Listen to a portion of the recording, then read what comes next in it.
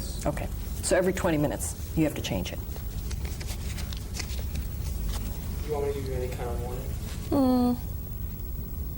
Yeah, Like how? maybe a minute. A minute? 5, 4, 3, 2, 1. Iris, I thought we'd start today by talking about the various positions you've held during your 40-plus year career, and I have some general questions about each of the positions. Your first was in Hattiesburg, Mississippi, with the Hattiesburg American in 1948? 1948 to 51, when I came to New Orleans.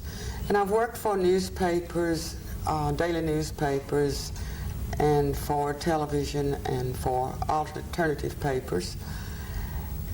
Over that period, I started out with the Hattiesburg American, then came to the New Orleans States, it was then, later became the States item, and now is combined with the Times-Picayune.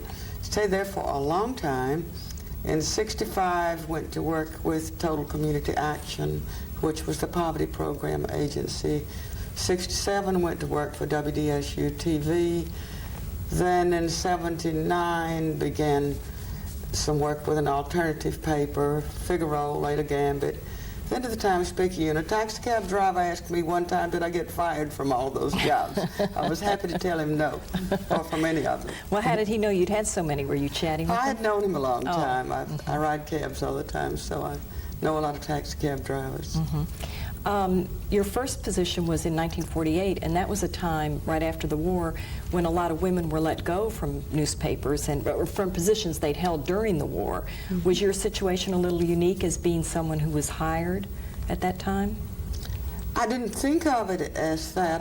And as a matter of fact, I didn't even know that women had been fired or let go afterward. But I came on right after college, and my editor was especially interested in training young people. So he gave me a lot of training and helped me a lot. And then he sent me on to New Orleans to some friends of his who were the two editors of the New Orleans States. It was a small newspaper, the Hattiesburg American. Yes, small, but a very good one, I thought, with some serious standards about news. I think my editor was a very unusual man, Andrew Harmon. And it was a grand experience for me because I covered everything. I wrote some society, I wrote country correspondence. That was a wonderful thing. From Petal, Mississippi, I would write how someone had visited her friend for the weekend. Big news.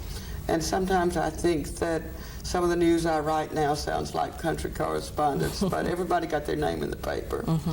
But I also did courts, did some police, did interviews. It was a very wide experience, and I was glad for that. Were you the only woman on the news staff?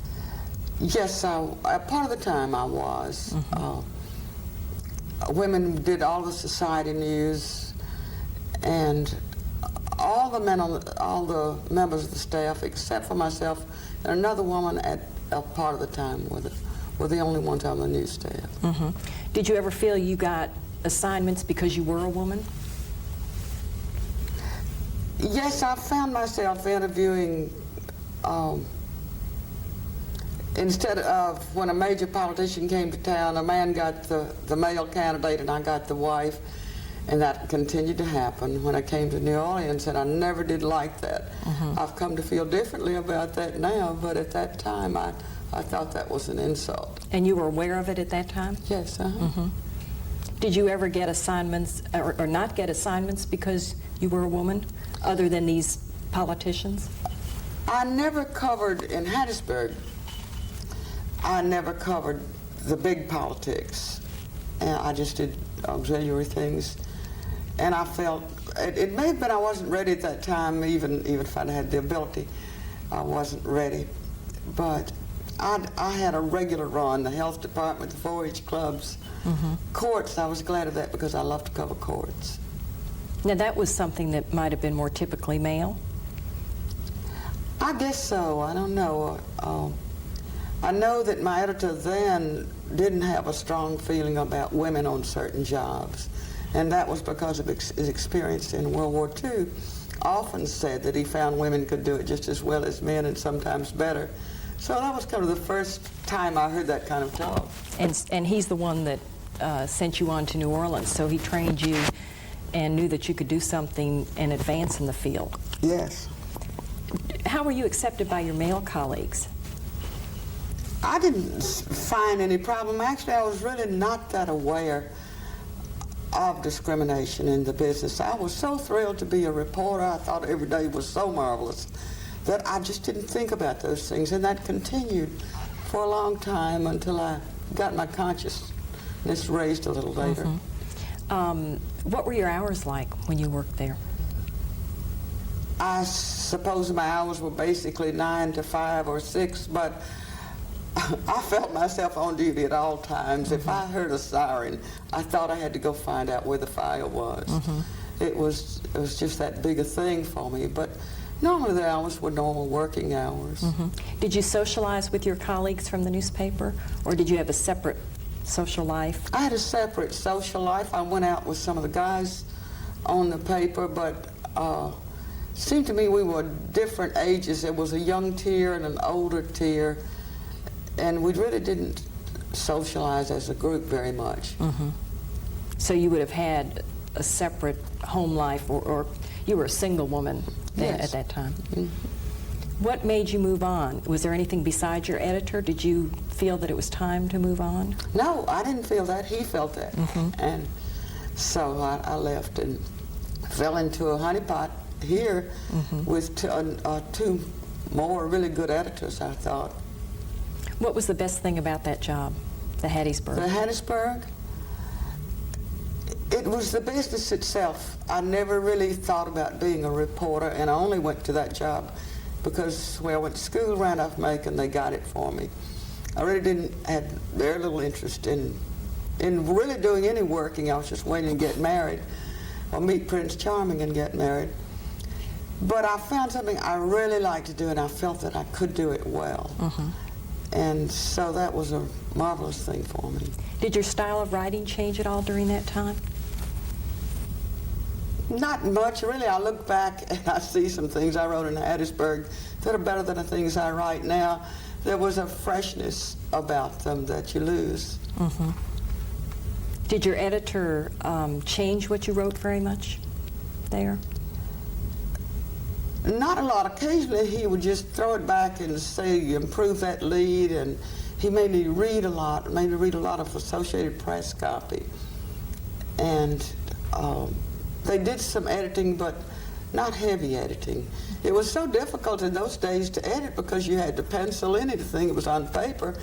Now with the computer you can just zip it out. So I think that editing is both better and heavier. Sometimes I think the editors just find it so easy they like to do some editing and change my priceless words. So the technology maybe has worked to the disadvantage of the writer in terms of editing? I think so, because it's so easy. When you came to New Orleans, what was the town like then? I say town, it was really a city compared to Hattiesburg. I knew New Orleans when I came because my father used to bring me and my sister here a lot. So I love the city already. But to me it was a very big town, and it was frightening and confusing for me. It was an interesting town. They still had lottery when I came in '51. They had open gambling in an adjacent parish, Jefferson Parish.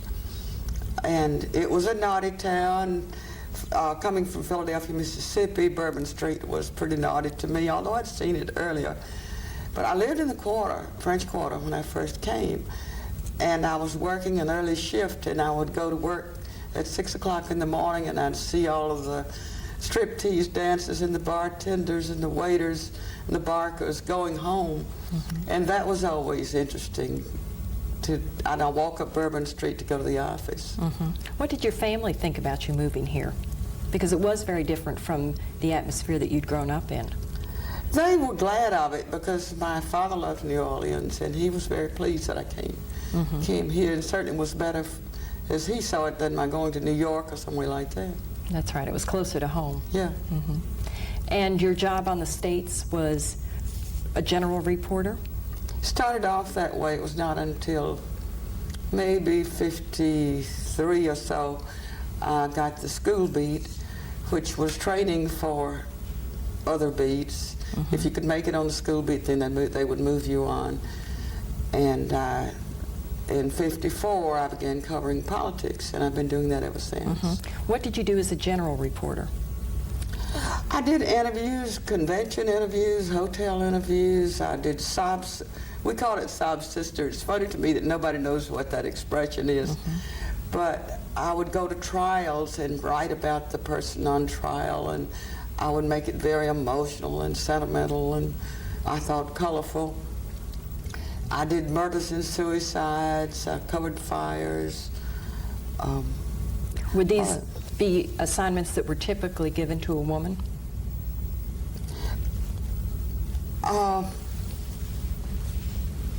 They were given to all general assignment reporters. There were some assignments that I would never have gotten. I don't think I would have ever been put on the police beat. Don't think that in the beginning I would have been allowed to cover heavy politics, but that was a function of experience. But in the war, there were already 2 women city hall reporters who were very good, and so they prepared the way for entry into that field.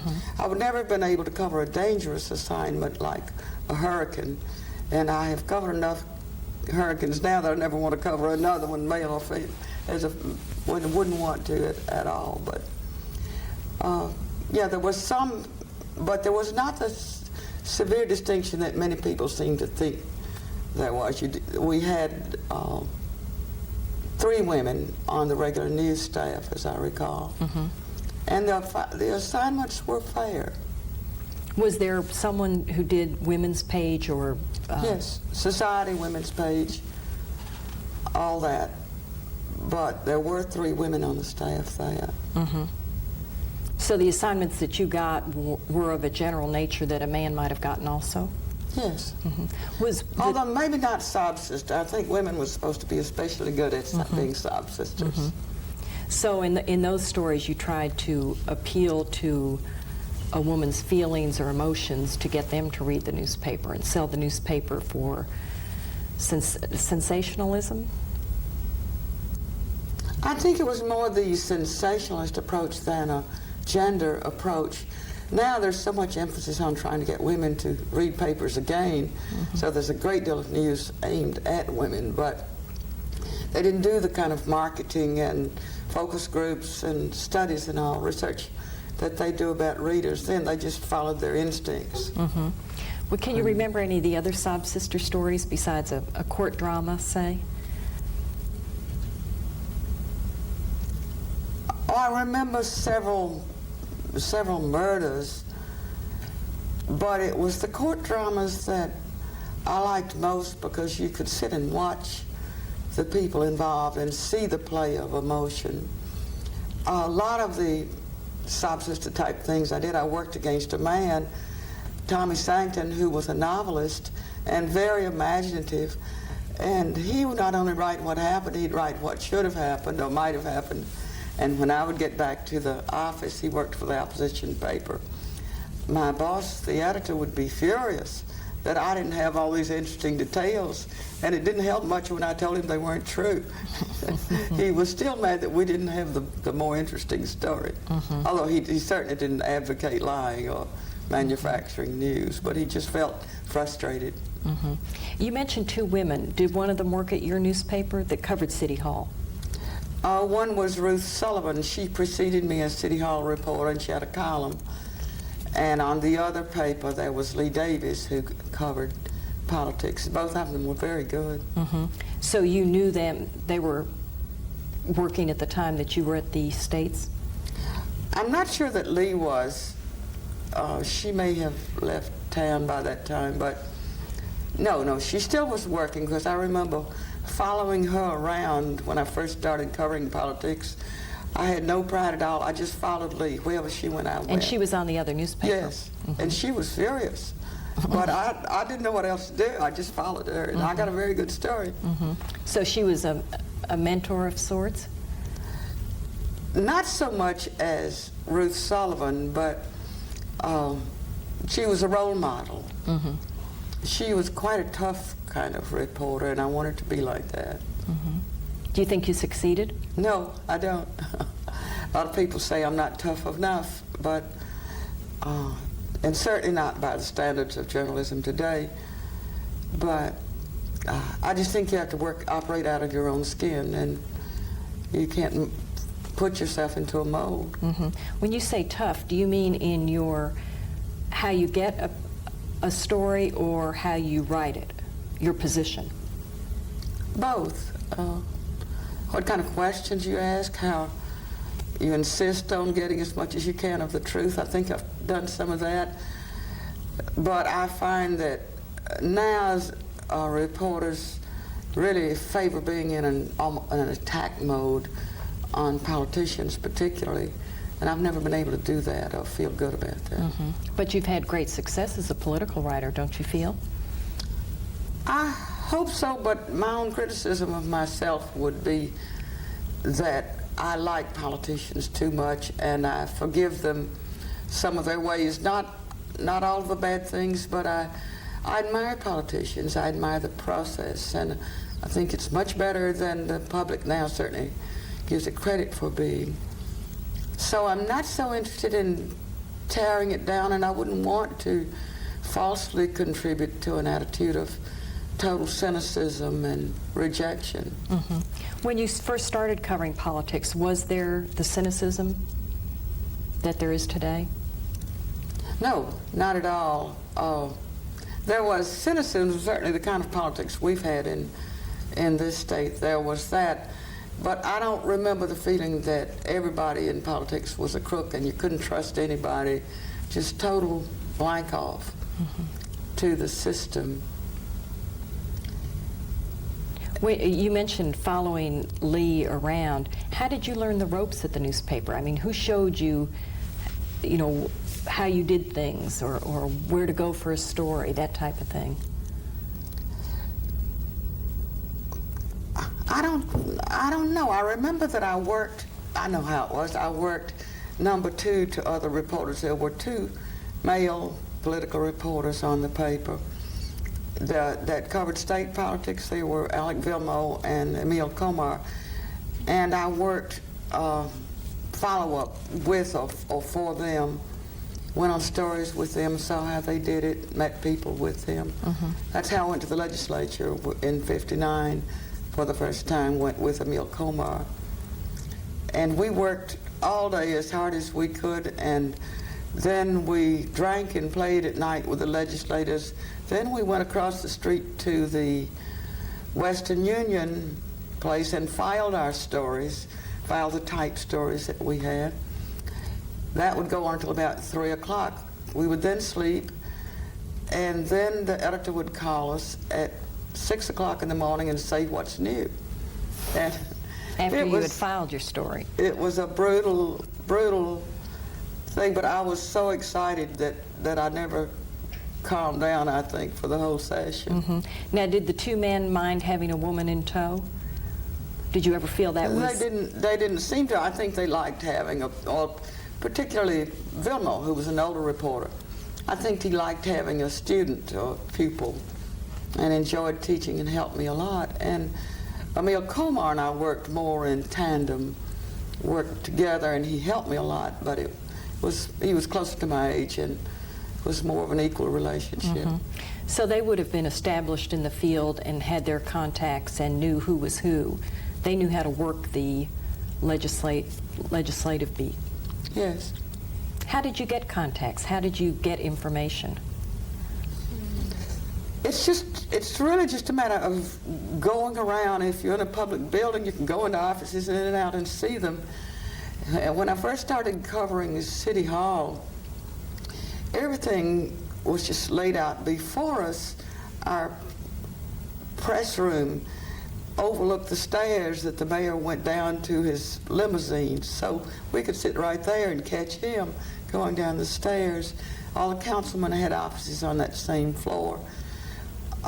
Every day we went around to every councilman's office. I say we, myself, and Bill Reed, who was the item reporter, and Jim Gillis, who was the Picayune reporter. We didn't go together. Sometimes Bill and I did, but he and I persuaded a councilman one time that everything that came across his desk was public record. So he let us read everything that came out. So that's how a good way of getting information. Yes. The mayor always wondered how information got out, and we never told, and our councilman never told. When you did something like this, set up a contact like that, did you ever have to compromise or give the person something? I mean, was there ever, did you ever feel that your writing had to reflect something that the person had told you, yet you couldn't check out for yourself? Do you know what I mean? No, I don't think I know what you mean. I guess, how did you verify what a contact told you? I usually did try to do it with records, and if it was word of mouth stuff and no. What was the best thing about working at the States? I think it was the camaraderie and the sense of teamwork. It was a small staff, and we adored our bosses, and every day was exciting because we worked together. We had a sense of completion at the end of the day. The paper had come out, and we would all go over to a barroom called the Marble Hall right across from City Hall. And we would drink there in the afternoon until like 6, 7 o'clock, and sometimes later. But it was like a family, and it was a wonderful, wonderful feeling, professionally and personally. So you were well accepted by your colleagues, and you socialized with them outside of the workplace. Think so, yeah. Was that pretty much your life at the time? Well, I lived in the French Quarter, and a lot of young people lived there at the time. And we just wore ourselves out, playing and partying, going places together. Sometimes we'd spend the whole weekend together, a group of us. We drank a lot, we smoked a lot, we stayed up late, and we just had a really good time, but I don't think I could stay in that kind of life now. The newspaper was an afternoon paper? Yes. And it came out 5 days a week? 6. Saturday also? I remember that because I did the school page on Saturday and later had my column on a Saturday. So it was 6 days. And so you would have worked early morning until early afternoon and then filed the story and you'd be done? It depended. When I was general assignment, I started off early in the morning because I did rewrites. One of the best things I ever found out is that you could, and I learned this from Alec Vilmo, the older reporter I mentioned, that if you took all of those rewrites but maybe 2 and put them under your blotter, nobody would ever know. So that was a very valuable lesson. But when I started covering politics, I kept politicians' hours, so I came to work at 9 or 10. Now, when you say you did rewrites, what does that mean? They don't do that. Now, I don't really know. I don't know where rewrites went, but we had a lot of little things about garden club meetings and all different kinds of handouts, publicity releases, and I would get a stack of rewrites from the Picayune in the morning, and all of us would, and we would rewrite them into, if they were 4 paragraphs, we'd make them 2 paragraphs. Or if it turned out to be a good story the Picayune had overlooked, we would expand it into a better story. But I don't think newspapers carry that kind of community news to that extent. We use calendars and things like that. But. Did you rewrite news wire stories, like AP stories?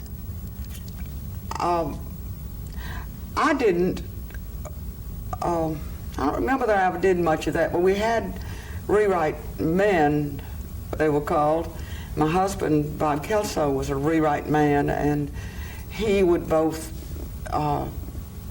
do rewrites. For instance, he might take AP and UPI and some local reports and make it into one story.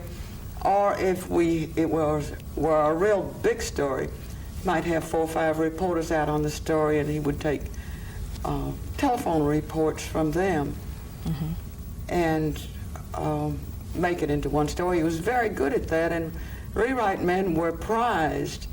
But that job doesn't seem to exist anymore, although they do have team reporting on something like an airplane crash now, but it wasn't used as much. It's not used as much now. The rewrite person.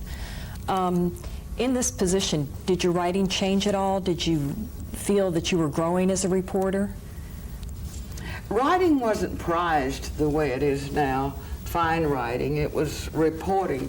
So I think I learned an awful lot about reporting just from having my editors say, get out there and get the story. If I needed some advice on where to go, or I would outline my plan to them for getting a story, and it was Frank Allen and Walter Cowan was city editor. So I learned a lot about reporting, and Frank Allen and Walter were insistent about accuracy and digging and sources, that sort of thing. But I think really I learned more about reporting working for television, because I think I got into writing the way people speak. And I wrote for speech, so I liked that a lot. Then I learned more about writing, and I began to feel freer working for an alternative paper where there was a very good staff relationship and interest in stories, and it made us want to be very lively. And so I think now there's far more emphasis on writing, and that's a good thing. I think that the papers are so much better done. When you were at the States, were there any women in a management position as an editor? Oh, no. Or above? That would never have even been considered. There was a society editor, but that was as far as it went. And you were there for a good 15 years, about? From when 51 to 65, long time. This was a time when women were active in the field, though. There were a number of women on the staff, but not in any management positions. Were there women in management positions at the Item or the Picayune that you can remember? No, the one person I knew one woman I knew in any management position, this was in the 50s and early 60s, Margaret Dixon. Margaret Dixon was the managing editor of the Morning Advocate, and so she was the queen of journalism and of political reporting.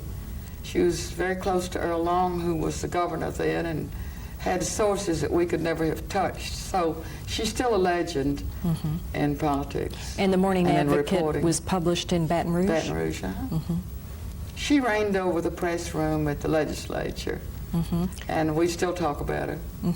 How often did the legislature meet when you were covering it in those years? They had a regular session, and sometimes that would be a 60-day session. Sometimes they had special sessions for taxes or whatever, but we would go there and live. Emil Komar and I both stayed there in the hotel, and at that time the hotel was the Hotel Heidelberg. It was the center of everything because the legislators all stayed there. They no longer do that. And my first year was 1959. Earl Long was governor, and the governor would come down and sit in the lobby, and people would, and legislators and lobbyists and all would talk with him. So, and they would have parties all over the hotel. They'd be drinking and playing. So everything was spread out before us. It was almost nothing you couldn't find out. So you had access to all of your sources and what was going on or what would be happening the next day. They were right there. All you had to do was stay in your hotel. But now, of course, they're all spread out. And how many women would have been in the press corps then? or in the press room? What was the press room like at the legislature? It's a great big room with a desk around the center and, of course, a lot of AP machines. I don't remember over about 3, 4 women, maybe counting Maggie, who were there. The main reporters were men. And now the press corps in Baton Rouge is at least half female, and it's the same with the Corps of Lobbyists. I don't think I ever saw a woman lobbyist until the last 10 years, maybe. I know there was one, but now at least half the lobbyists are women. Mm-hmm. It's a whole different scene. Mm-hmm. What was it like working for a newspaper in a town where there were other papers? I mean, there was competition with the people on the other staffs? It was really fun. The sense of urgency about everything, and of course an afternoon paper has more of that deadline fever. But I used to go to City Hall, and the paper's first deadline, I believe, was 1 o'clock. Our editor, Frank Allen, got the state's paper off the press when it was still wet, and I think he had somebody doing that for the item. And at, say, 1:30 or 1:28, whenever that paper the item came off the presses, I would get a call from Frank Allen. And if my opposition, Bill Reed, had a story I didn't have, Frank Allen would raise some hell. What's going on over there, Susie? And if you can't cover that beat, I'll get somebody who can. I would just get chewed out. Mm-hmm. So there was a sense of a game, and it was fun. And then getting the approval of your boss meant a lot. Or a whipping when you didn't do well. Mm-hmm. So we could never let up. Mm-hmm. I miss that competition, and I think it's gone everywhere. But there's no reason why one paper can't be a great paper just because it's one paper. Mm-hmm. And I think the two-paper and the competition syndrome was more useful in the sensation days of newspapers than it is now. Did you ever find you couldn't write because of the ownership of the newspaper? Yes,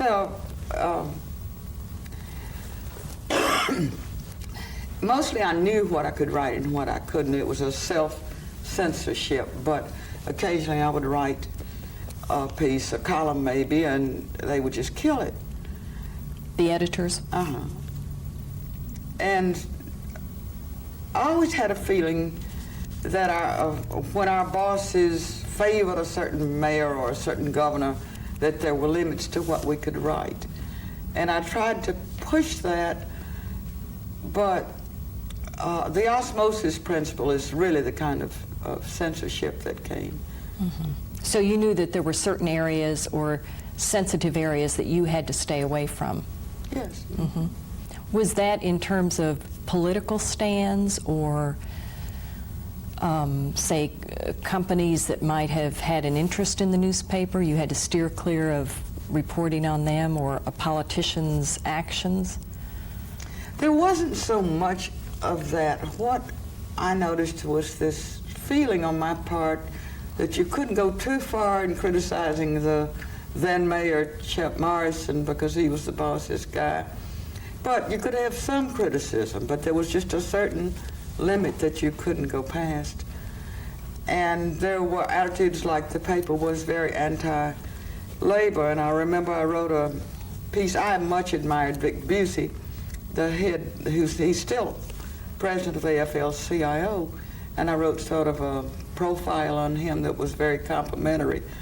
And that never saw the light of day because of the paper's policy. Mm-hmm. Did the paper support political candidates? Yes, they did, and oh, that was disgraceful. We laugh about it now. I remember we were against, he was then Councilman Victor Skiro running for mayor, and every day we had a piece on the front page that said, the name of it was Pertinent Questions. And we asked him ridiculous questions. They were all, have you quit beating your wife kind of questions. Do you still spend too much money on this function or that function, or why did you do this, all aimed at embarrassing the mayor.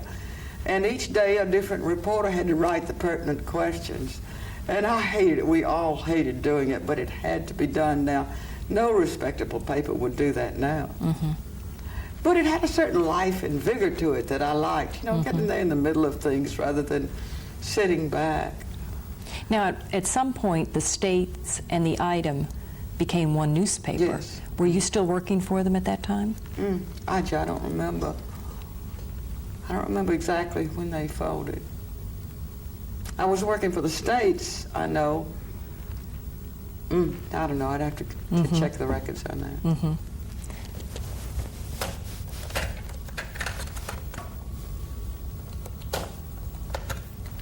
The best position, I think, was the leadership and encouragement, and especially after I got into the political field, I seemed to have had a lot of freedom to develop stories, and I was encouraged to do that. And Walter Cowan especially encouraged me. I remember when he assigned me to cover City Hall, I didn't want to do it. I felt that I couldn't. And he said, would I assign you to City Hall if you couldn't do it? Well, yeah. So he encouraged me.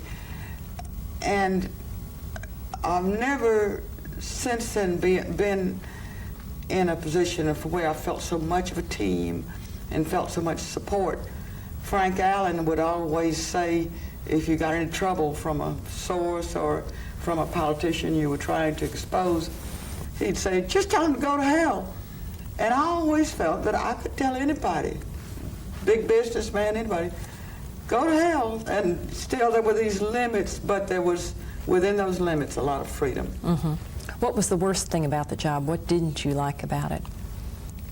Oh, goodness. I can't think of anything I didn't like about it. I love that job. I finally got to the point, though, that I felt I'm on the outside looking in on everything. I would like to try to do something myself. And also just got a little tired.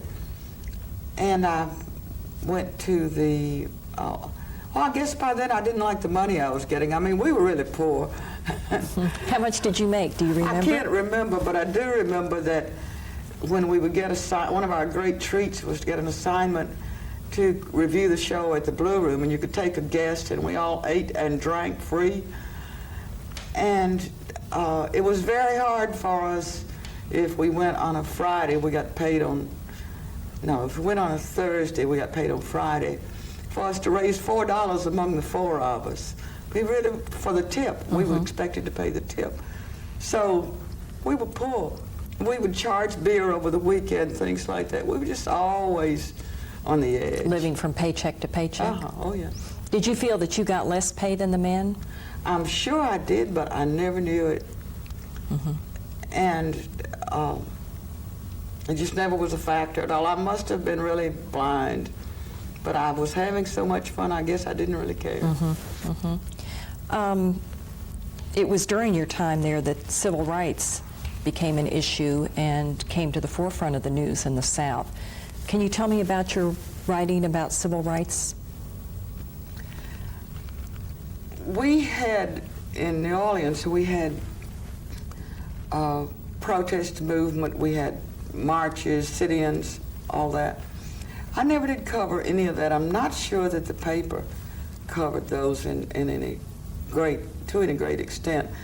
First of it that I remember was when I was sent, I'm from Philadelphia, Mississippi, and I was sent there to cover the activities when the Emmett Till murder happened, which sort of triggered the civil rights activities. And while there, met some of the COFO workers, that was the Coordinated Council of Workers, and I didn't see any, Martin Luther King had marched there in the voter registration drive. Didn't see that, but I saw a Ku Klux Klan meeting, And I had a friend, Florence Mars, who was, as they called it then in Philadelphia, collaborating with the FBI, close quotes, in that she was working to bring out the truth of the murders of the 3 civil rights workers. So I was in and out of Philadelphia around that time. This was for the state's item? Mm-hmm. That was in the 60s, 63, I believe, something like that. Before then, I covered the integration of schools here in 60, but that was marshmallow reporting compared to what was happening in Mississippi. But I don't recall that I ever felt my life was threatened. I was one time at a meeting somewhere in Mississippi where it was a voter registration meeting, and I was in a black church, and they had the deacons, who were a black group, who were armed outside guarding the meeting, and the Ku Kluxers who were in the ditch with their rifles. And they started shooting, and we should have hit the floor, but instead of that, we stood in a circle and sang, "We Shall Overcome." And that was the closest I ever was to any kind of danger. Once when I was in Philadelphia, this was after the killing of the 3 civil rights workers, I got some phone calls saying that my father's lumber mill was going to be bombed if I didn't go back to New Orleans where I belonged. And sometimes when I was with my friend Florence Mars, going to different sites over the county, the state police had a helicopter follow us. And then too, I went to Meridian, Mississippi, and wrote some stories about the freedom schools. And I think one experience I had there where a teacher from CCNY discussed the Bill of Rights with a group of children, and where I realized that I knew nothing about what the Bill of Rights was, but these kids did because they had heard the knock at the door. And I have never forgotten that experience. So the state's item sent you to Mississippi to cover the activities that summer. And would you write a column, or were you actually reporting day to day? I was reporting stories, as I call it. I don't know what I did about my political column, but no, I didn't write columns about that. And you say that a little earlier you had covered the integration of schools in New Orleans. What type of stories would you write about that? I think I wrote color stories about that. I've never been able to find them because that coverage disappeared from our library. But I covered France School, where I think it was 3 little black girls were carried, ushered in by marshals, and this horrible phalanx of fishwives, these women, these awful women, were standing out there spitting on the children and yelling at them and screaming and making a fuss, and it was so nasty. I should say that there was also a wonderful group of women, Save Our Schools, who worked to help.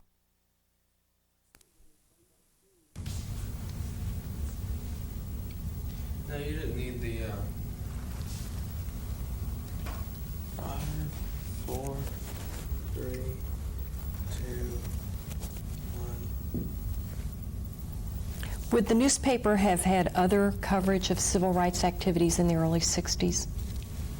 Or would the school? Yes. They had it, but my impression looking back is that it wasn't fully covered. I don't think that it was recognized for the significant earth change, really, that it was in our society.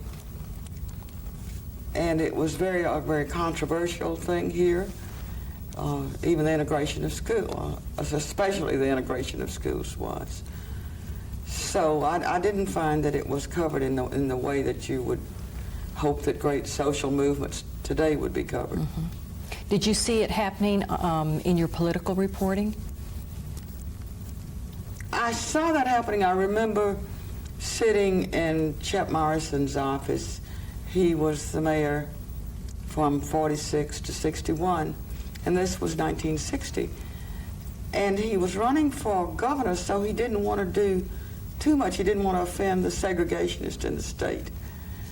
But he also had a sense of obligation, and he sat there at his desk in front of us and tried to round up business leaders simply to sign a statement calling for law and order, police enforcement at the schools. He couldn't get some of the biggest people in town to sign that statement. And that was the first time I realized how the leadership of the town, the power structure, was afraid or segregation-minded, but all of that led to those poor little children being spit on as they went to school.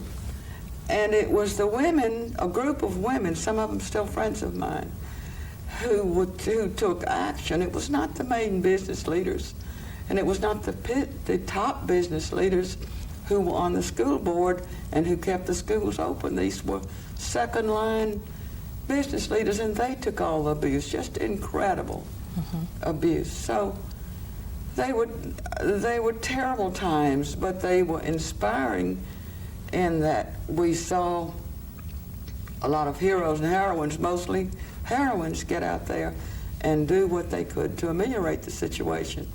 So that all of that, those fishwives screaming and spitting on the children, was on national television, and that was embarrassing to the town. So the next year, we had a different mayor.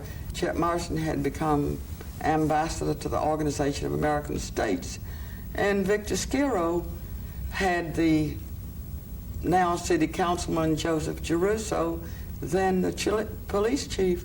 He said, do what you have to do to control the crowds, protect the children. He did it, and it went off like a top. So that was a wonderful thing to say, but it took the first disgrace and harmful, hurtful situation to bring this community around to providing it. What was it like when the national press would come in, descend upon you for something like that? I mean, did you feel it as a local writer? In that situation, no, because we all had plenty of room. But when they descended on us later, say for the Jim Garrison investigation of the assassination of President Kennedy, we were in a building, and there was a lot of pushing and shoveling and foot stamping and all for space in interviews, and it was exciting, but we always felt overrun by national press, especially the TV people who thought they were more important than anything else in the world.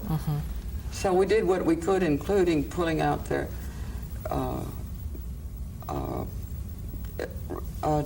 stopping their source of electricity, if that, pulling out the plug on their cameras.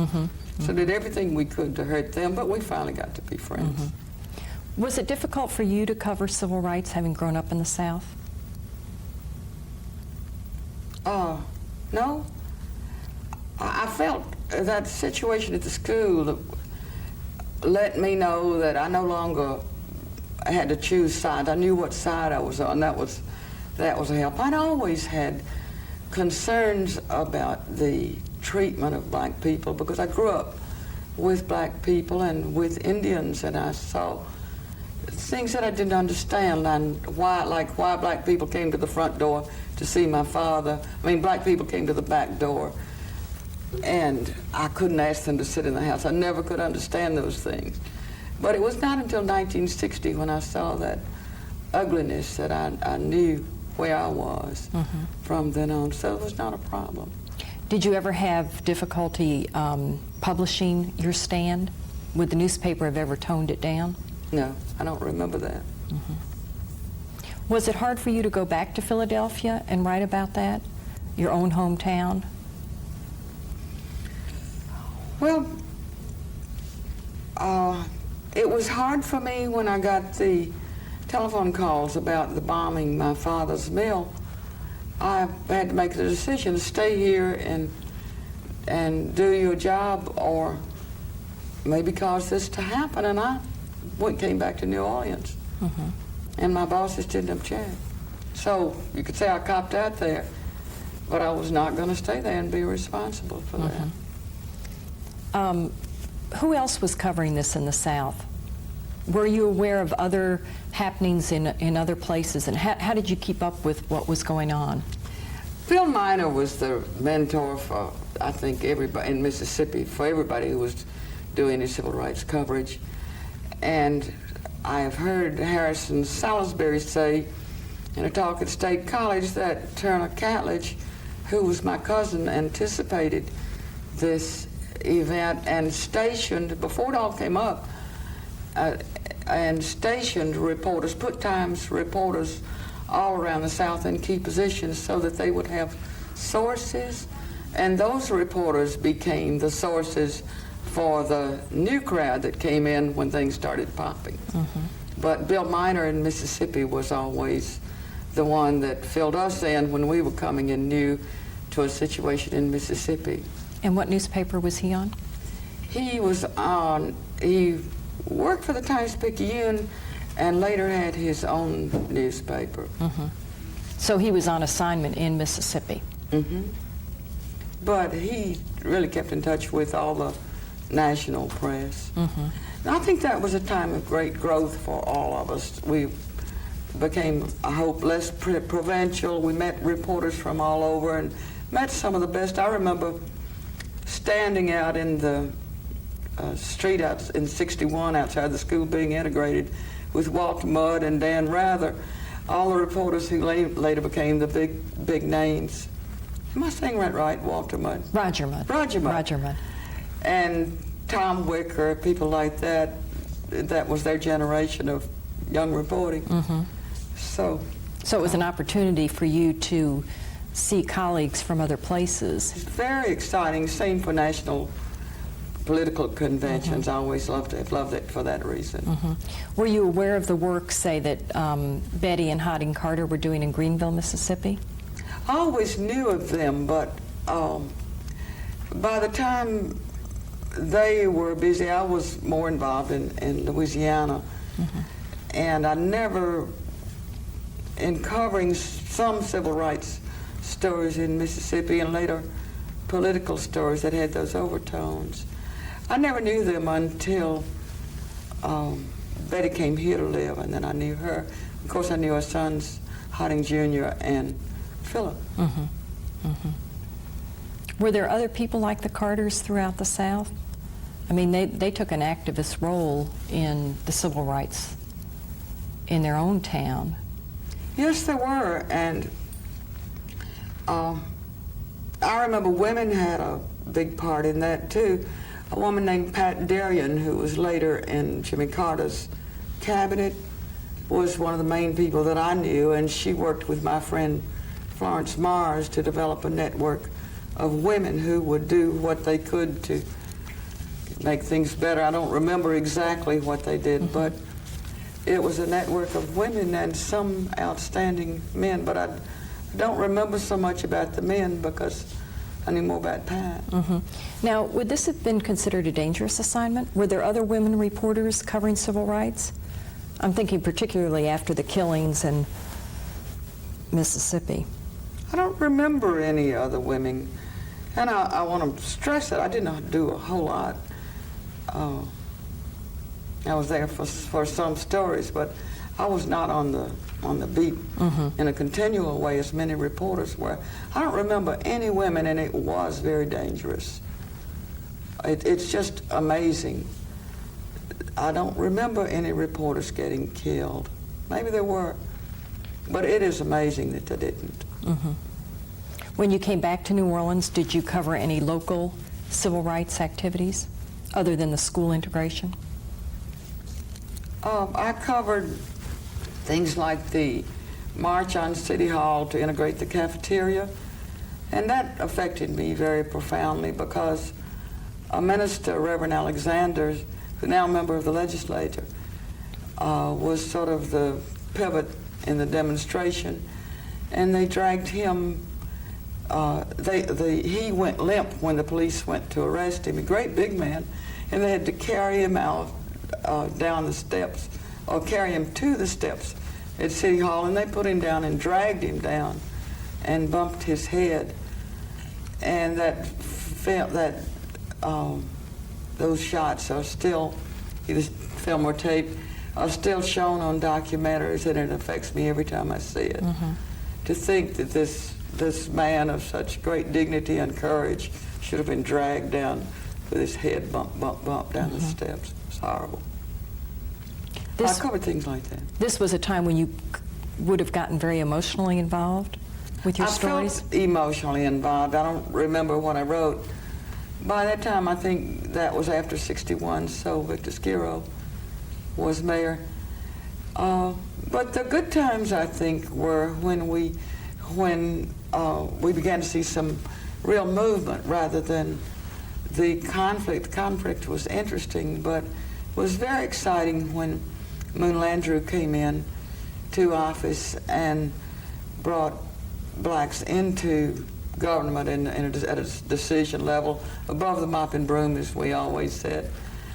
And I began to know black politicians and count on, they became my sources. And it was a whole new thing of politics, just really as women coming into politics now is new and different. And you got a lot of different attitudes and made a lot of new friends. So that was really exciting to see everything opening up. You would have covered the state legislature when issues about civil rights would have been up before them. Yes, for some reason I didn't cover, I don't know what I was doing, I didn't cover the pivotal civil rights battle at the legislature in the 60s. I don't remember why. That's when they were trying to close schools. Rather than integrate? Yes. I don't remember what happened there, but all those issues came up, a lot of issues came up later, and I was there when Dutch Morial, who later became mayor of New Orleans, went there as the first black legislator, and all the country legislators were looking for him. They were saying, "Where's the nigger? Where's the nigger?" And Dutch Morial was as white as I am almost, and they couldn't find him. And it was really good watching him operate, because he was such a bright man, and I think became accepted in the legislature. It's just interesting to watch that transition of feeling. How many blacks are in the legislature now? Oh gosh, I haven't even counted anymore. Maybe 20, 25. But I haven't counted that up in so long. We're always counting the women, and I've just forgotten. When did the focus start to change? How did the women's movement come into your writing?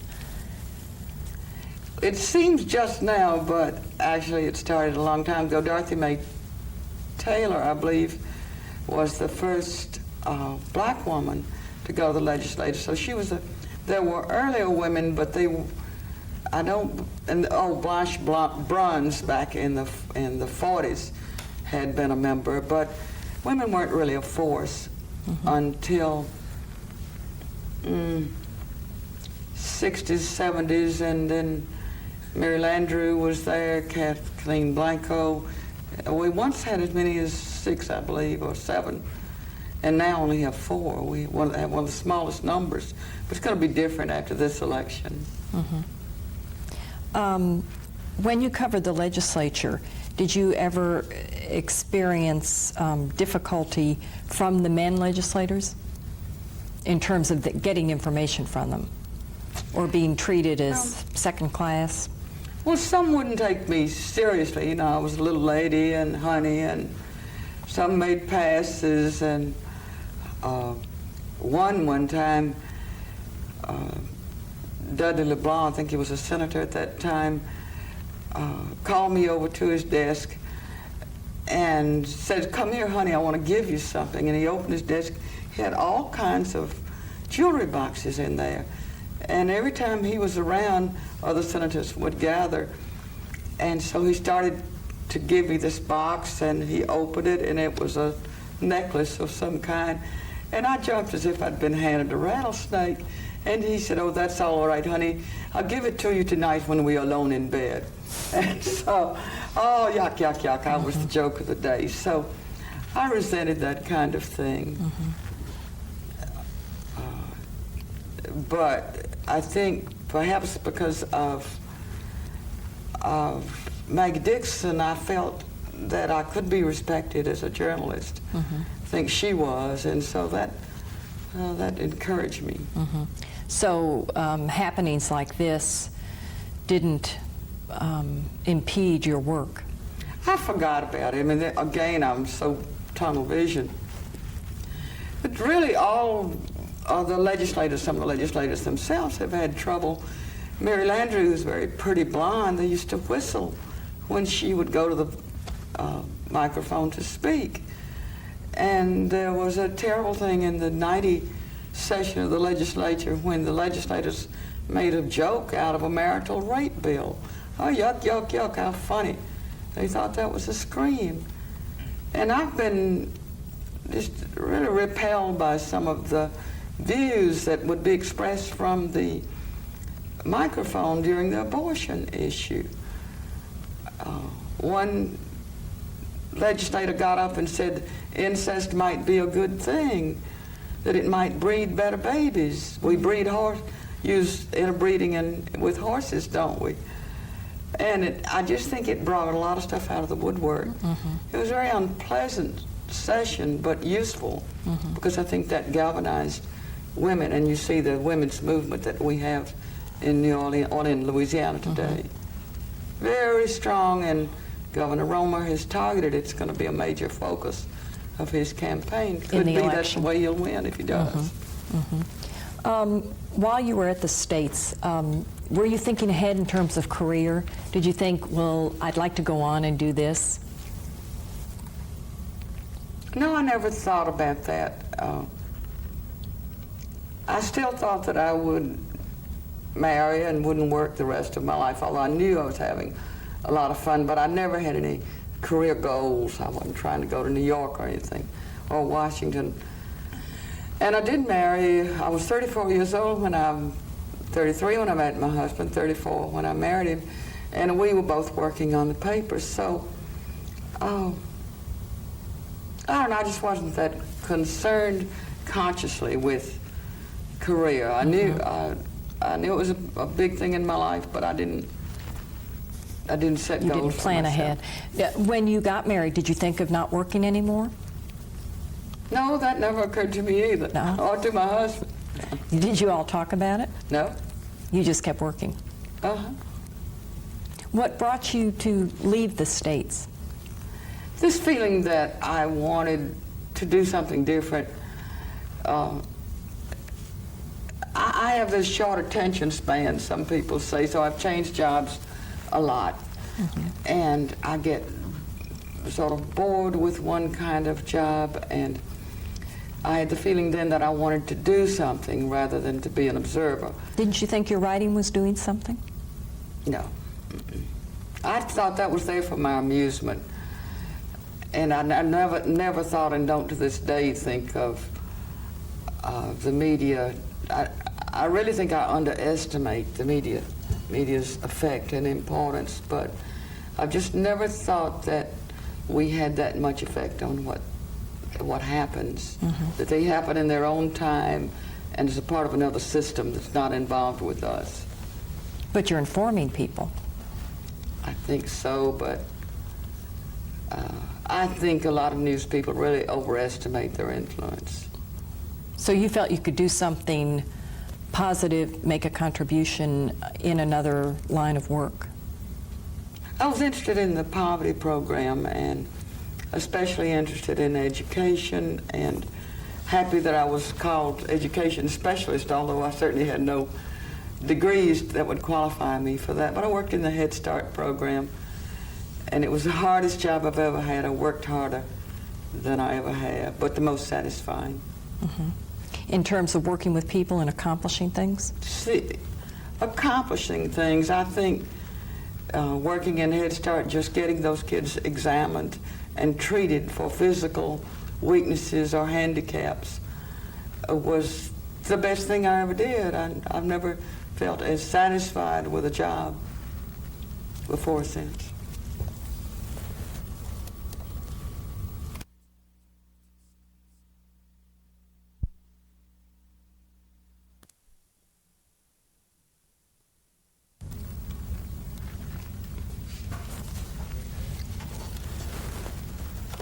Ready? How did your career at the States prepare you for your next job? What was the best thing you did there that you could take on to total community action? I knew how to find out things. I could get on the phone and find out almost anything. And it helped me to be able to write reports and things like that. But I had a basic knowledge of community resources, and then I met some simply marvelous people who pitched in and helped, and they were people like the city health director and a marvelous woman and head of a nursing service who arranged examinations for the kids, and a doctor who helped bring doctors into the program, a city welfare director who helped us get kids into the program.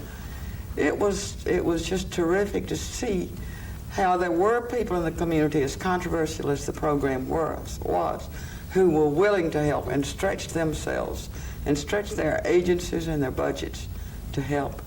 And we had just, as a result particularly of this woman who was a nurse and connected with nursing services, we had one of the best programs in the United States. Mm-hmm. Why was the program controversial?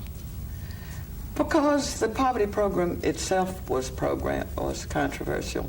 Just anything you did for blacks then was controversial in the sense of a help program, and it was not limited to blacks, but we had just a terrible time trying to get white kids, for instance, into Head Start.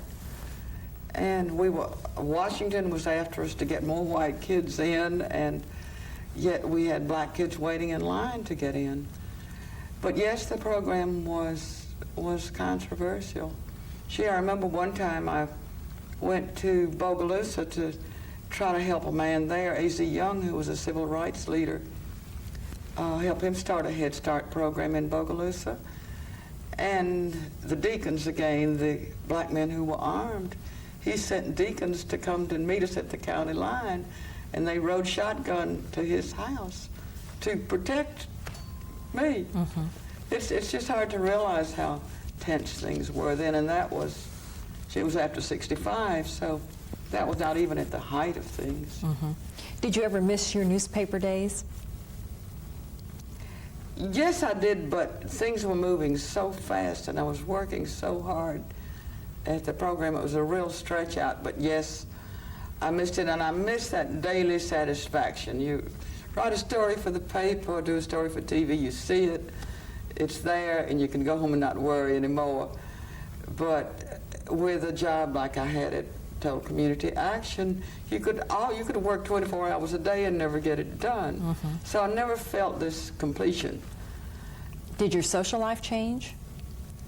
Not so much, because my husband and I didn't socialize a lot. We stayed together a lot, and we had close friends, but we didn't have an active life of parties and things like that. Mm-hmm.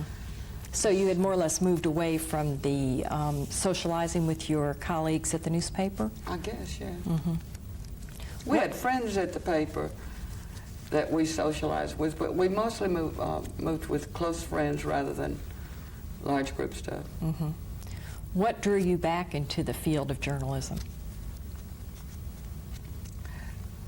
John Corporon, who was news director at WDSU, called me, he's a friend of mine, invited me to lunch. And I was fine, I'll get to talk with him about Head Start, you know. So I went to lunch with him at the press club. He offered me the job, and I said, yeah, okay. I hadn't done any thinking about it. It just hit me, well, it's time to do something else. Mm-hmm. And that's really, in my whole life, I have never been able to make a decision about a change in my life, find the situation and get it in order. Things have always either not come when I wanted them, or they've just come over the transom. Somebody calls and offers me a job, I say, yeah. So I think that's, I like that way of doing things, but it took me a long time to get over the rejection when I was really trying to find a job. I couldn't find one, and then they would come up with a transom. So my conclusion is that there's perhaps some kind of plan, and you follow your plan or accept opportunities when they come, that you really can't force things to happen. And it all works out. When would you have been looking for a job? When you were at the newspaper? One time, with TV. I was in my 40s, and I realized I was really overage for TV. And I was getting jacked around some at the office, too. And so it was uncomfortable, and I started looking for a job. I thought at first, oh, I'll have no trouble. Well, you know, nobody had a spot. And so I looked and looked and looked, and it was not, how did that happen? I think the editor of the Picayune called me. No, I got an offer from Figaro. That's when I went to Figaro. And at that time, I continued to do a commentary on WDSU on Saturdays. I liked that a lot because I would just write my script and go out there and sound off. It was great fun, and a lot of people tell me they still miss that program. So you could write what you wanted? I could do it, you know, within the limits. I really knew what I could get by with and not.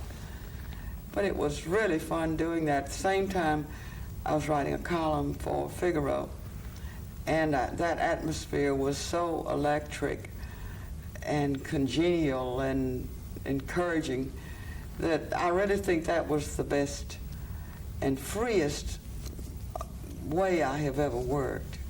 In terms of your writing? I think I did some of the best writing. It was sort of a culmination, I guess. I was writing better because of my TV experience. And then in that loosening up attitude that was at Figaro, I think they pushed us to do the outrageous, do the different. And so that was really fun. Why would TV make you write better? Because you write for the written word, and you have to compress it, so you can't string things all out. You have to tell it right away, tell it in a way that people can understand it. And while my boss at the New Orleans States, Frank Allen, always said, write it the way you talk, it was never as much a demand or command as it was in TV, because you had to talk it yourself. Often you'd be writing it for yourself. So you couldn't go into a lot of big words and pompous phrases.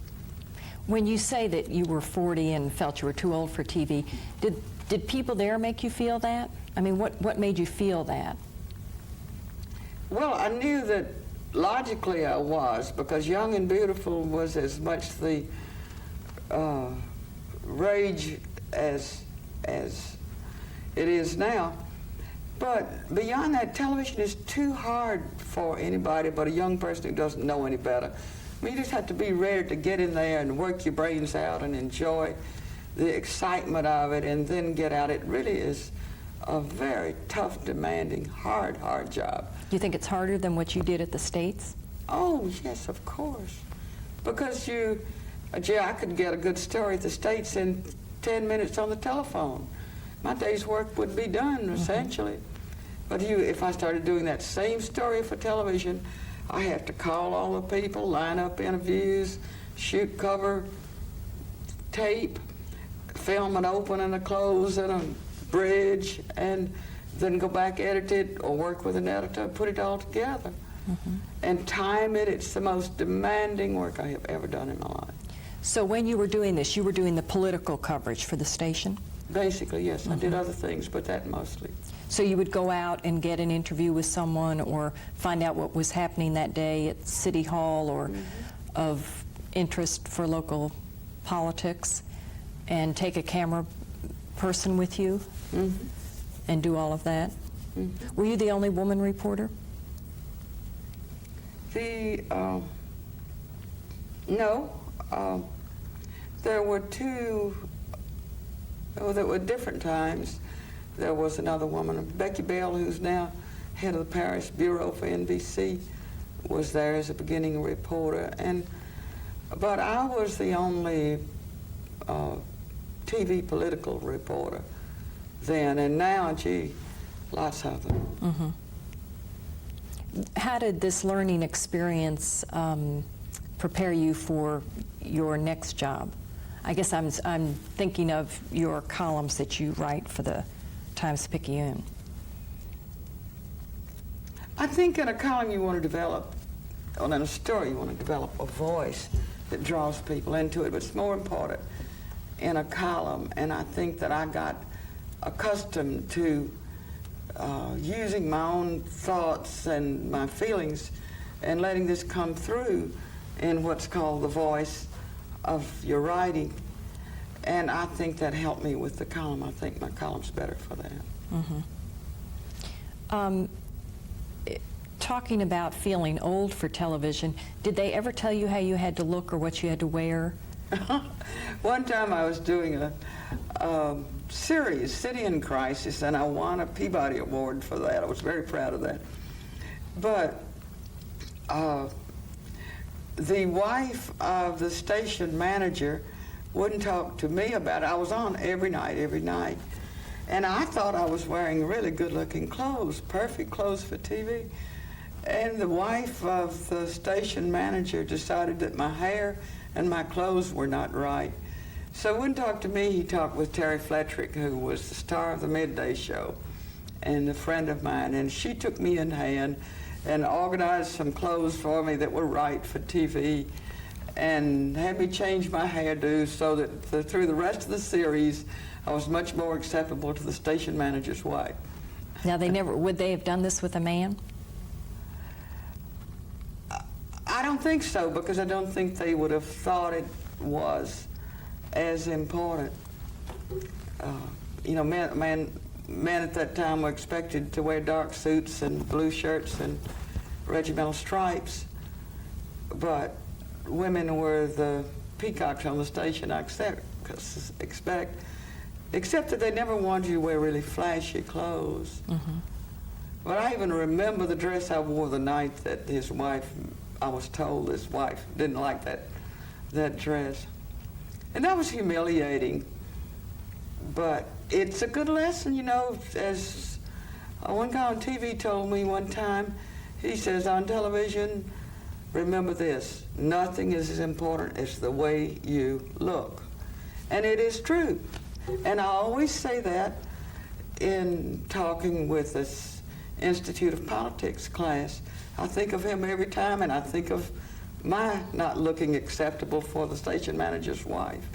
It's true, nothing is as important. So you learned that during your time at the television station. Were you paid well there?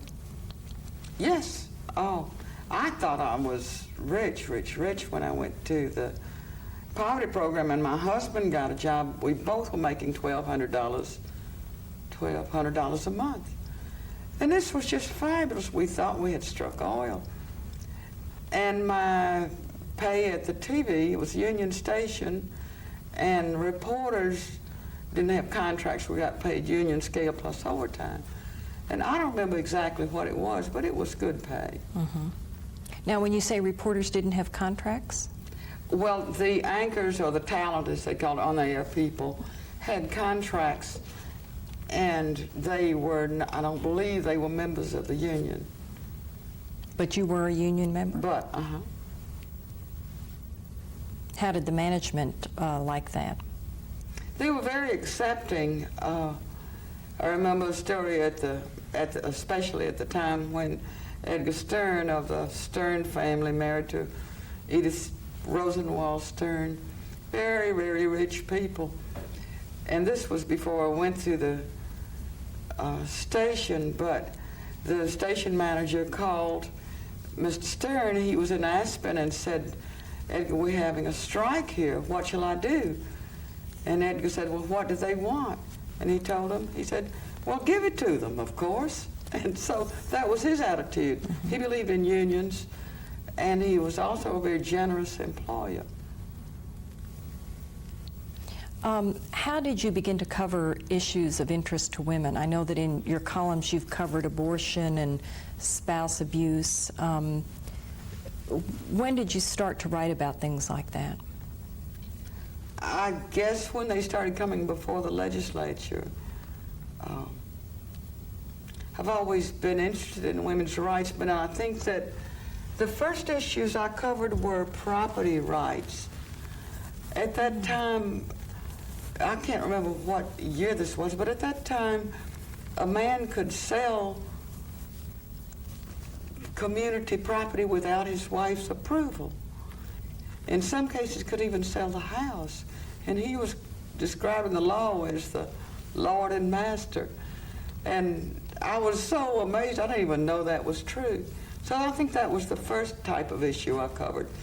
But women's issues didn't really become exciting until the abortion issue. That's what really has galvanized everybody, I think. Mm-hmm. And you've covered that in your columns. Oh yeah, I've been really interested in that. And now we have more women running for office than we've ever had before. And we did have a major candidate for governor, Kathleen Blanco. She's pulled out, but we have a woman running for lieutenant governor, for insurance commissioner. We have one woman running unopposed to a state treasurer. And somebody told me 57. I thought it was a smaller number, but maybe 57 running for the legislature. Never happened before, and some of those people are going to be elected. Mm-hmm. It's really exciting. In covering women's issues, did you ever have to cover a controversial issue? I mean, a controversial event. A controversial event? I guess, I mean, like, picketing an abortion clinic. No, I've never covered one of those, and I'm glad, because I get so angry at that.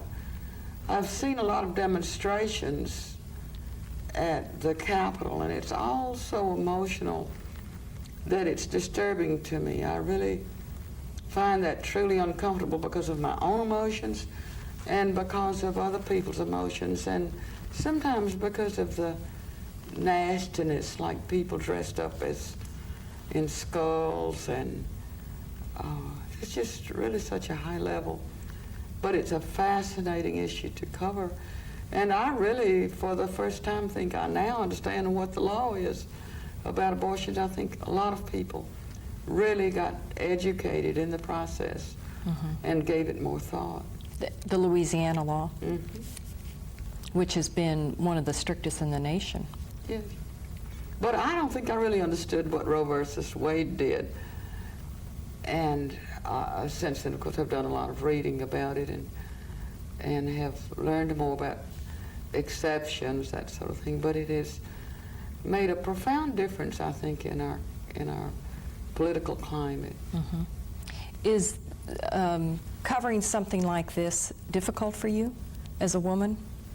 It's difficult, but it's fun, too. We sort of got a gang of women that we would get together and make fun and laugh and encourage each other and swap news. It was fun, and it created a real bond among the group of people, women who cover the legislature. Mm-hmm. What else do you write about in your columns? I write, the best thing I write, I suppose, based on people's response to it, is family columns, and I really don't understand why this happens, but people really like it when I go to a family reunion at home and I tell what we talked about and what we ate, how many cousins we had there, and people really, how we felt about each other, how we love each other, laugh at each other.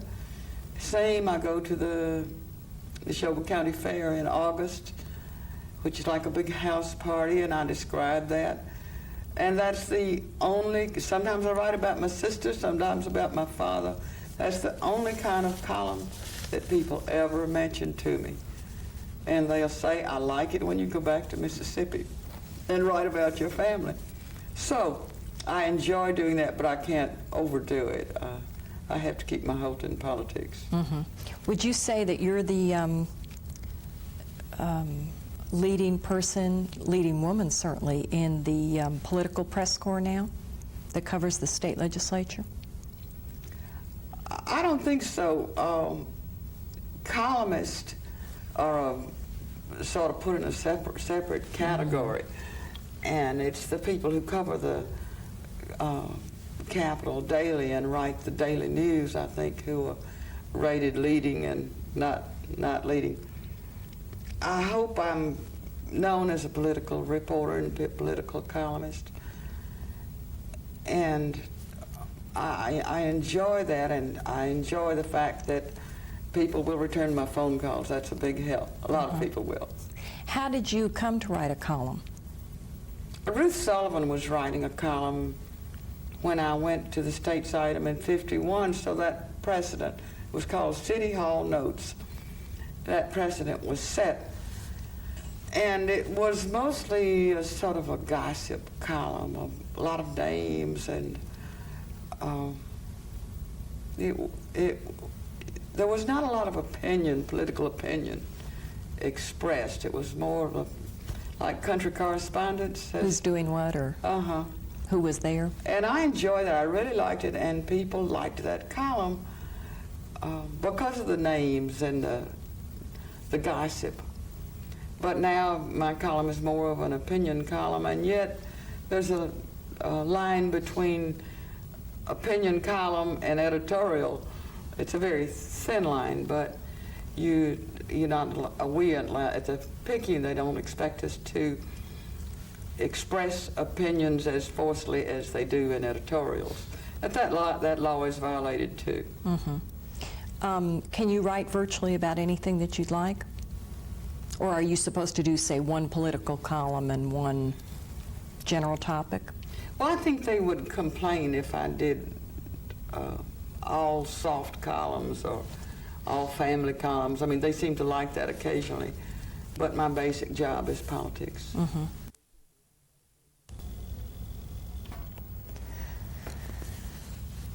Let's see, Iris, looking back over your years as a journalist, what are some of the changes you've seen in the field?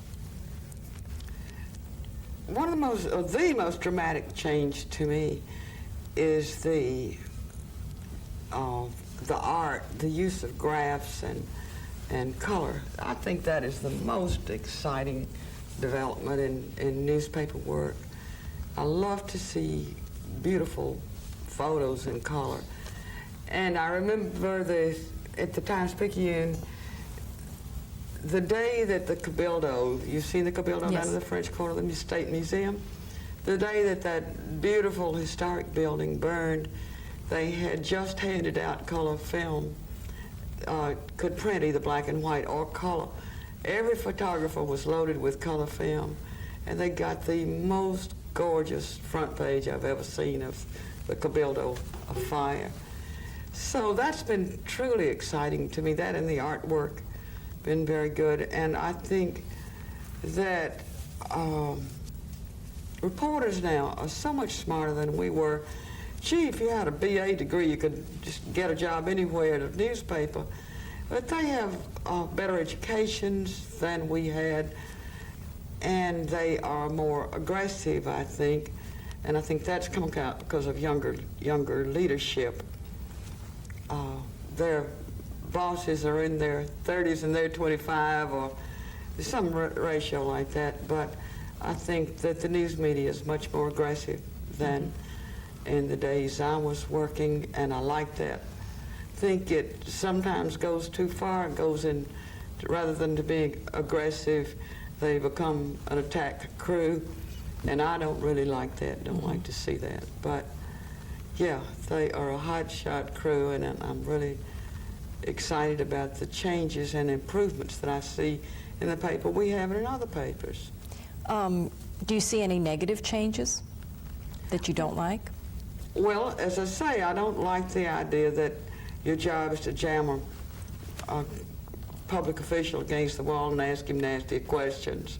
And I think that came from television more than newspapers. I think that's a television technique. It's to embarrass the man as much as you can, and I just don't like that kind of journalism, and it's more showbiz really than it is journalism.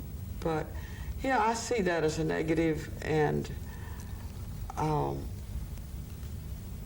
it concerns me, the lack of readership of newspapers, and I don't know that they'll be around always, but I hope that we can find ways to keep a basic core audience or readership.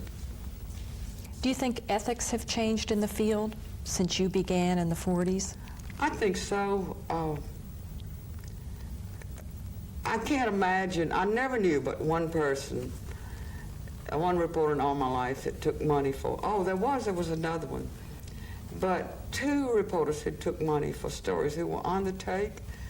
But I was always told that in earlier days it was just considered a payoff for a story. It was just part of the game, or a tip, like a tip or something.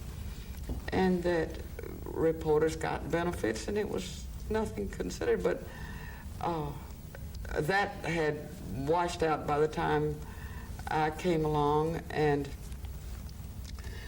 I think that even reporters no longer identify with the people they cover. I don't find reporters identifying with the politicians they cover as much as I did, as much as previous generations of reporters did. You would, it's like they always said, the police reporter always began to think of himself as a policeman. He blended into the network, and that doesn't happen either with political or police reporters. Were you ever offered anything for a story or to compromise your view besides the necklace in the state legislature? No, nobody ever offered me anything. Once a friend of mine invited me. He said he wanted me to meet some people he knew, and I was invited out, and they turned out to be lottery people. I was at that time a City Hall reporter, and we went out to this ranch out in Jefferson Parish, this big, pretty white house, and we sat around and talked, and that's all that happened. Nothing ever happened. I mean, I was never offered anything, but I always figured that they needed to co-opt a reporter at the paper for their purposes, and that that's what it was about, and I failed the test. I don't know, but I was so dumb. Another time a man was going to give me a story, and he hinted that if I would go to bed with him, he would give me this knockout story. And it was so weird. It was like Tango in Paris. I was in an old sort of rickety, abandoned office building, and this very unattractive old man who was going to be a marvelous source, but it turned out the price of that story was going to bed with him, So you didn't compromise on that one? You didn't get the story? There was no temptation, I can assure you. Did you ever feel that you had to compromise your ethics? I mean, how far would you go to get a story? I wouldn't. I have a lot of restraints.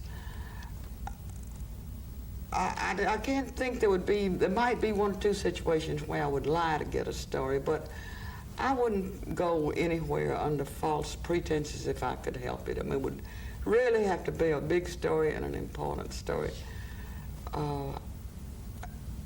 And the concern always is how to carry out your own ethical framework in your work, and I try to be aware of that. But I don't have a lot of struggle about it. You either tell the truth or you don't, or you have the truth or you don't. Do you think men and women have different ethics in covering stories in journalism, or did they when you were a reporter? No, I don't think so. And really, ethics in reporting, I think, is talked about more in the journalism magazines than more than ethical questions arise.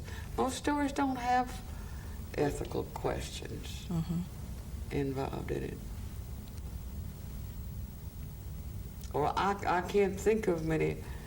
It bothers me sometimes to know that a story I'm doing, it really hurts somebody. But my answer from years of training was tough. Too bad. And they always say it hurts their wives and children. Think of my family. They'll say, well, who put their wife and family there? In the position to be hurt. Yeah, but I get involved in stories emotionally and sometimes feel bad for them. And I remember one time another TV reporter, a man, and I both cried when a man that we knew very well and liked was convicted. And I'm standing there trying to blink back the tears, and I look over there and Charlie Zee was doing the same thing. So it made me feel better. You didn't feel badly. You could go ahead and cry. Yeah. Would that would have been, that would not have been the thing to do on TV, to cry. Oh, no, you never. That would be awful. I guess Geraldo could cry. Letting it all hang out, to use an old expression, is showbiz, but it's not professional journalism. Mm-hmm. Did you ever treat, or did you feel that you treated your politicians differently than you may have treated regular citizens in the private world? Well, I intend to do that. I still do that. I figure a person who's in politics knows the rule of the game. I don't have to allow any slack for him or her. But if it's a private citizen, a person who has no experience, I tend to protect them because I don't want to trample all over their lives or abuse them in any way. And I just feel protective of them, and I don't apologize for that. Mm-hmm. Speaking of protecting people, how did you protect your sources? I mean, didn't you want your source just to be your source? Oh, yes. Well, I don't believe I ever had to go to court on a source question. I know now, and for some time, reporters have been going to jail on it, but when I was working, we always thought it was grand to get a court suit that threatened you with jail, and if you went to jail, fine, gee, that was great for your career. Mm-hmm. And very exciting, and you knew you were going to stay there very long, but it has gotten less tempting and less attractive as some reporters have spent some time in jail. Mm-hmm. No fun. But you say that you were never threatened with a suit or never called in court to reveal your source. No, I've been sued lots of times, but I've never had that question at issue that I remember. But I wouldn't reveal the source even if I did have to go to jail, as little as I would want to do that. Would your editor ever ask you about your source? Well, there's a thing now that, and this comes because of some scandals in journalism, since that story that it's a Chicago paper, can't think of the name, but this woman had a story about a 7-year-old heroin addict. It was Washington, the Post, yeah. Janet Cook. So you remember that very well. So that since that came about, there's been more of a tendency for editors to insist on knowing about sources themselves. And that bothers me because the more people you turn that over to, the trend bothers me. I remember one time I, just by mistake, told my publisher my source for a really good story. It was a legislator. And he forgot all about the restraints on it, and he saw the legislator. He said, yeah, thank you for that really good story. And my legislator friend who had done it under true confidentiality. So once you tell somebody else the horse is out of the barn, to use my country expression. You lose your credibility with your source. Mm-hmm. What have you been sued for? For your writing? Oh, this was on TV. I got the heaviest suit. A man named Louis Russell, who was a banker, sued the station and me for $16.5 million. I thought that was a great honor. About a suit involving some bank loans that were questionable. And I think there's some connections to the mob in it or something like that. I did a lot of stories connected with that connection, and this, in part, had some connections. And yeah, we went to court and we won it. We went to court in Gulfport. Why in Gulfport? I think the one man that filed it, I can't remember why. But it was filed there and yeah, tried that was there. the jurisdiction. Mm-hmm. the allowances for reporters at that time were very broad. This was after 65, but I remember the our lawyer asked me, if you made a mistake, you didn't mean to do it. And that was a key question, whether there was malicious intent or not. But I was so infuriated. And I said, I started arguing with him. I didn't make any mistakes. It was true what I said. But that was the turning point, that if I made a mistake, I didn't mean to do it. And I felt humiliated by that my integrity would have been... That you had, he was asking if you had made an error, yeah, and that would have gotten you off. Mm-hmm. What, were your other suits libel suits or slander, or do you remember? No. I don't remember very many. Politicians always threatening to sue us. Mayor Morial was always threatening to sue me and the paper, and he even put out a dossier, as he called it, a report of my sins, my many sins, and some other reporters too. But there's always that kind of conflict, and I always enjoy that. That's a lot of fun. So if you had done your job and done it well, you wouldn't have to worry about the outcome. I mean those threats of suit. Oh, no. Speaking of lawsuits, have you been aware, or have there locally been suits by women against management for lack of advancement in the field in journalism here? I don't even know of one in this area. There may have been them, or I've forgotten them all. But I don't remember any suits like that. Most of them tended to be on the East Coast, I believe.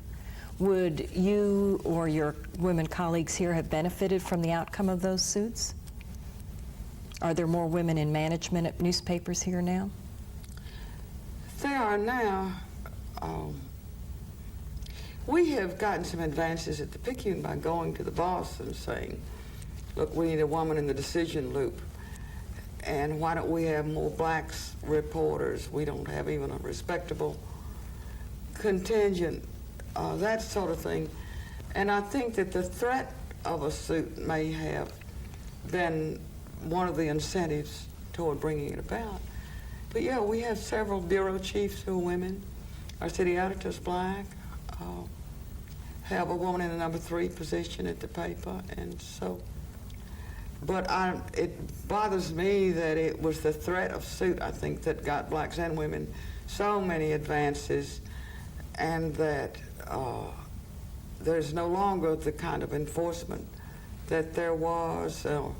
There's no longer the successes in those kinds of suits. So I don't know what's going to happen as to whether the clock is going to be turned back. I imagine it is, because I think people mostly have to be forced to do the things that are inconvenient for them. And you can't let up, or else it will go back, slide back. Well, maybe it'll slide almost back, step forward or step back, but that is a big concern of mine now.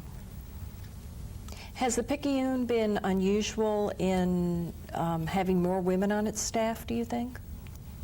Or do you think it's about an average for the type of newspaper it is?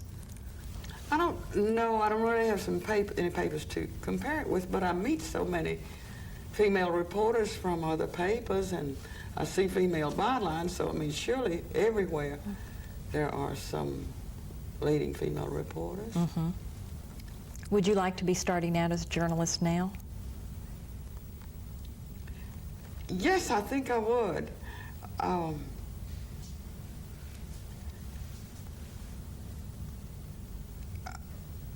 As I say, I didn't suffer from discrimination, or if I did, I didn't have sense enough to know it.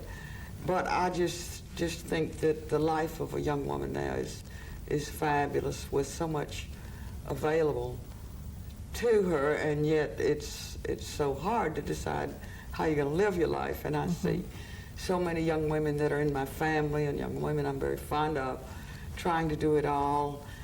But I'm so thrilled to see the adventuresome lives that they can lead, and happy for them. Don't you think your life was pretty adventuresome, Iris? No, it doesn't You seem don't? to me. I had a lot of fun, but you know, I didn't go down any rapids except in a raft, and I haven't been on any safaris, so I've not had those adventures. Can you, if you had to pick one time in your life that was the most satisfying or the happiest, what would you, could you pick a period that in both your career and personal life was living to the fullest? In my personal life and career, I think it was when I was working for Total Community Action and was sort of recently married. I think my husband only lived 10 years, so those were wonderfully happy years, except when he was sick later. And the combination of professional challenge and a fulfilling personal life was really fabulous.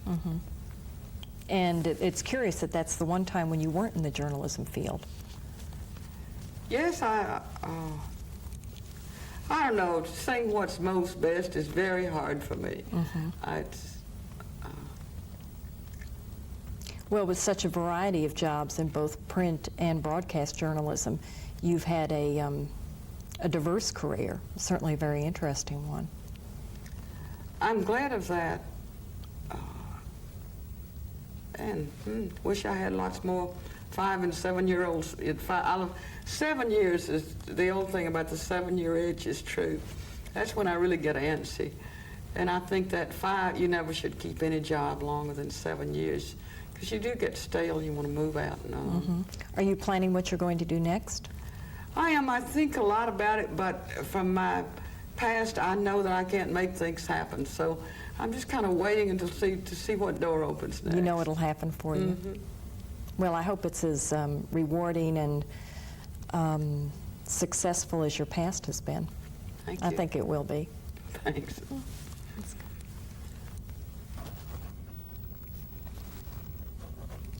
Are you filming right now? Yes. There's no sound though, right? Oh, it's all right. It's all right. You can leave it on. You can leave it on, because my tape, it won't be recorded, but it'll be on the videotape. We'll leave this part off at the end. So now we're all done, Iris.